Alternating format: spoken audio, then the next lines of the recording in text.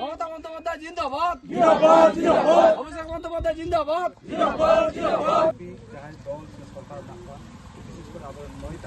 কেশিয়ারি 3 নম্বর অঞ্চলের এই ওলদা গ্রাম এবং পার্শ্ববর্তী জায়গায় কয়েকজন ব্যক্তি যারা আগে একসময় সক্রিয় বিজেপি করতেন, আজকে তারা আমার কাছে তারা এসেছেন যে তারা মমতা ব্যানার্জির যে সকল কর্মসূচি বা উন্নয়ন তারা দেখেছেন।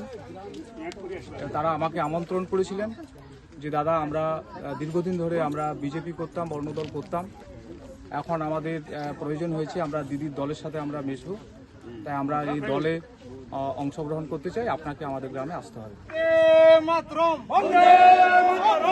আগে প্রথম বিজেপিতে সহকর্মী ছিলাম, তো বিজেপিতে মানে মানে তারা মানে নিজের স্বার্থ ছাড়া মানে কারো স্বার্থ দেখে না, ঠিক আছে। তো আমরা এখন মানে আমাদের ওই প্রার্থীকে দেখলাম, যেমন রামজীবন মান্ডিকে, তার দেখলাম কাজবাজ ভালো, এবং দিদির কাজবাজ ঘর থেকে বাড়ি থেকে ভাতা থেকে এবং আমাদের জন্য ছেলেদের জন্য 18 বয়স থেকে এবং 40 বয়স পর্যন্ত বেকার ভাতা দিচ্ছে।